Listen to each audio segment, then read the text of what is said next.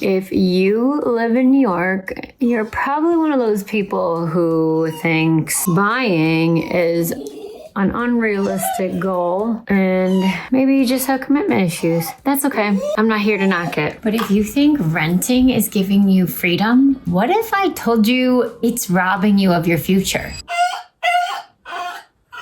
If you're making over $200K a year and lived in New York for more than 6 months, we need to talk. I'm serious. Today, I'm gonna show you guys 4 of Manhattan's most iconic neighborhoods, show you what you can get there if you're renting, what you can get there if you're ready to buy, and then I'm gonna show you something that might change the way you think about it completely. Are you ready?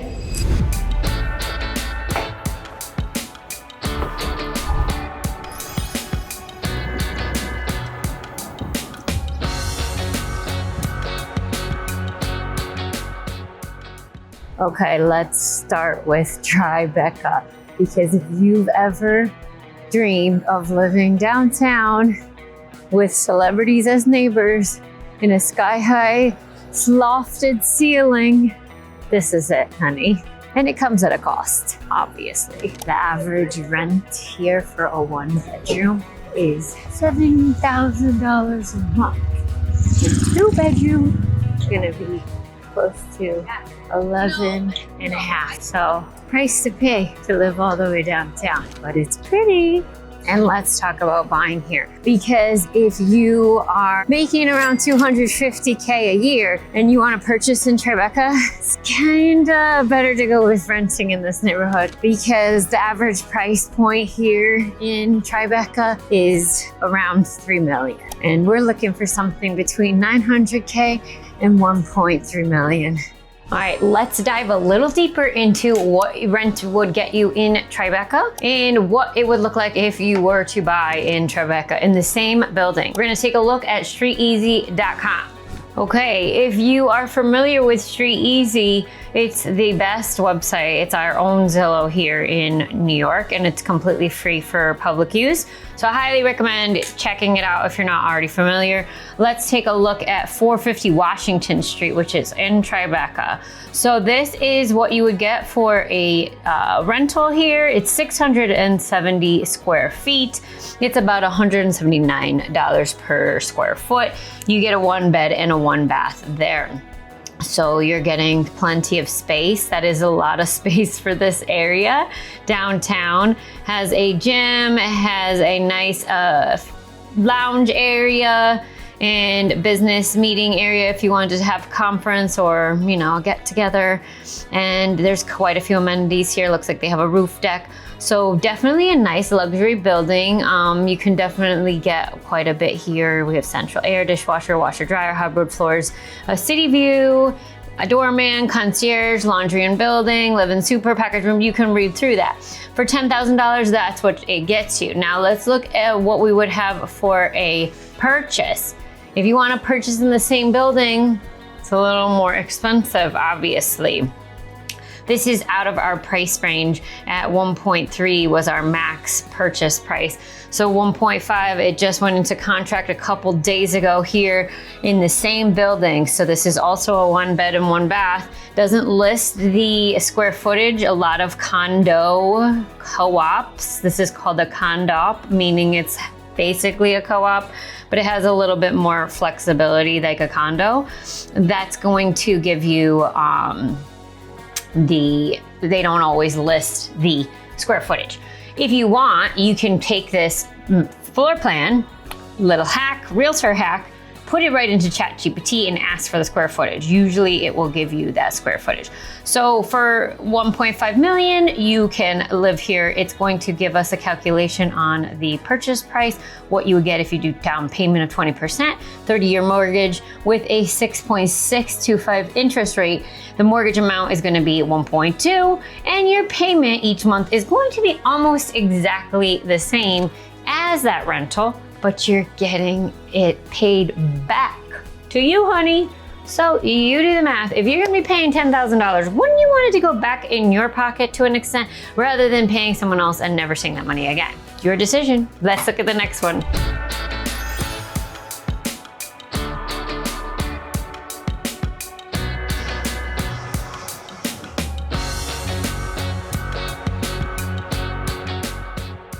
now we're making our way over to SoHo, which unfortunately is another very well-known neighborhood, but that doesn't mean that it's affordable for our buy box today. Buying power 1.3 max, and we are looking at an average purchase price just a little bit higher than that here. So the average price point here is quite similar, just a tiny bit lower in certain areas, starting around 3 million and going way up, obviously, into the double digits with millions and billions. But if we're thinking about rent, it's also very similar to Tribeca. Okay, moving on up to SoHo. Let's take a look at what you would get for a rental in the same building and what you would get if you were to purchase in that building. So we're gonna take a look at 93 Worth Street, which is over here in considered Tribeca, but it's right on the line of SoHo.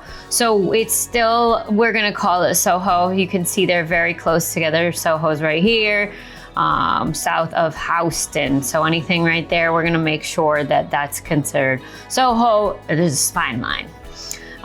If we're looking at the rental property, this is pretty cute. We got 827 square feet for $7,990. What a steal, guys. Honestly, that's a pretty decent size space.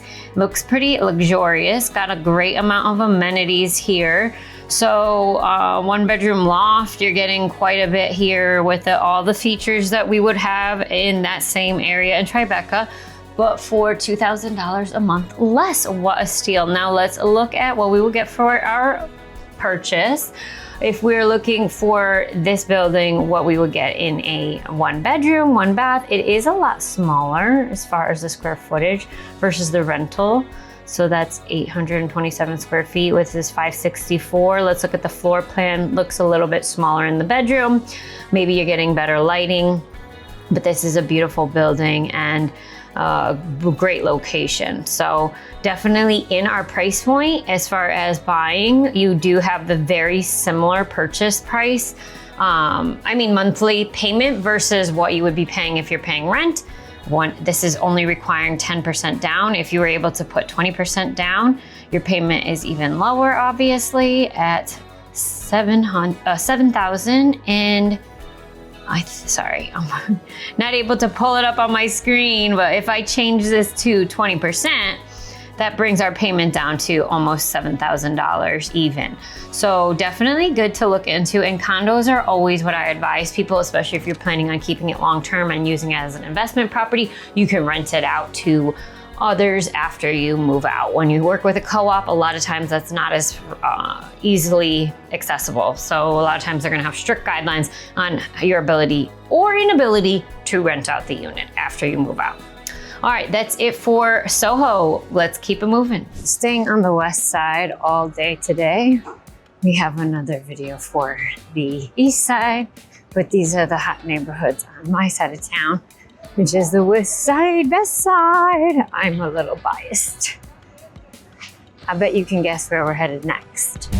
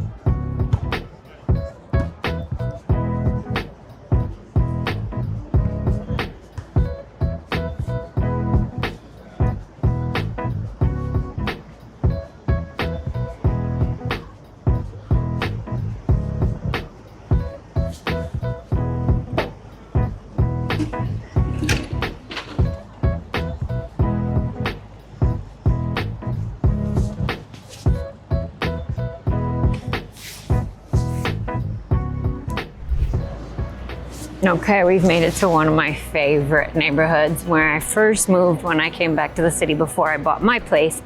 I was renting here. And if you know that park, then you know we're in the West Village, Washington Square Park.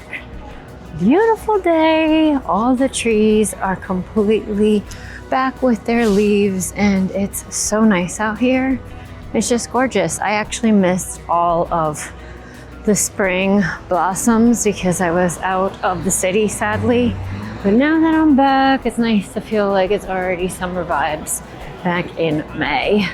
And the trees are just glorious down here. So if you're looking to buy in West Village, we actually can find properties that would work in our price point.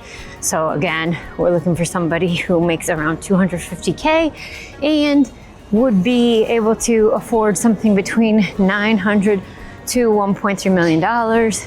And that fits in this price point here. Now, what I will say about that is you probably are gonna have to go with a co-op. And if you know anything about co-ops versus condos, I have a whole video on that as well. That is a big thing in New York where co-ops and condos are like, what the heck does that mean? And if you want more details, watch my other video that specifically talks about that. There are some new developments coming here that are gonna be condos. Nowadays, people are not investing in co-ops as often as they used to, so the city is not really promoting the development of co-ops anymore, more focused on building condos. All the new development down here is pretty pricey, but it's definitely affordable compared to our other neighborhoods. Now check out those flowers. Amazing! So rental prices here are gonna be around $5,500 a month on the low end, all the way up to around $8,000 a month for someone making $250K a year. What you're looking for, everything included, all of the bells and whistles, you name it, but it's at least affordable to rent and to buy. I love this neighborhood, spend a lot of time down here. Stonewall, shout out to all my queer people. Love coming down here, hanging out. Okay, so for renting, it's actually pretty affordable. Now it's important to recognize that this was only on the market for 0 days. So yeah, there might be something going on there where they already had someone in mind, but if you are looking to rent, rentals go so fast that sometimes you don't even have a chance to look at anything before it's gone, especially in these hot areas. These pictures aren't great. So the bathroom looks okay, it looks decent. It's obviously not as luxurious as what we were getting when we were looking at $8,000, $10,000, but everything looks pretty updated. It looks like they are redoing the kitchen counters and cabinets, so that was not done when we put this, they put this on for rent.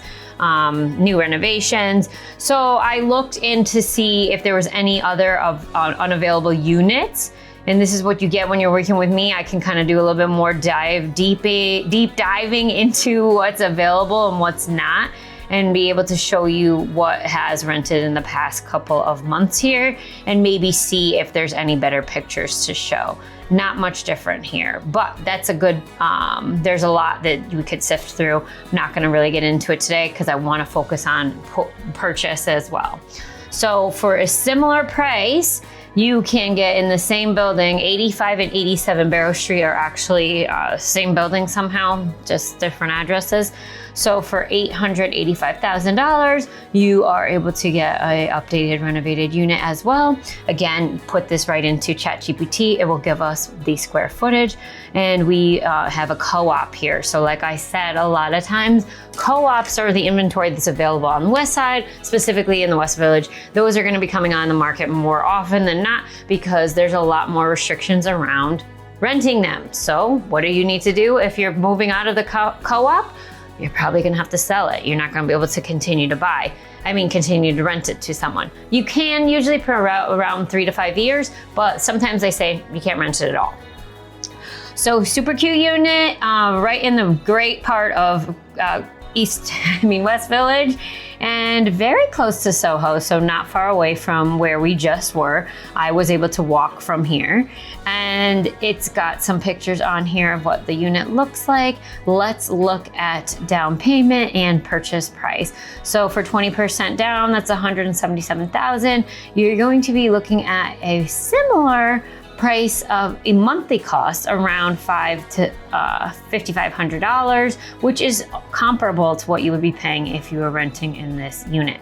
So all that to say, once again, is it really worth it to rent when you could be buying in the same building, getting the same benefits, same amenities, same location, and putting that money back in your pocket?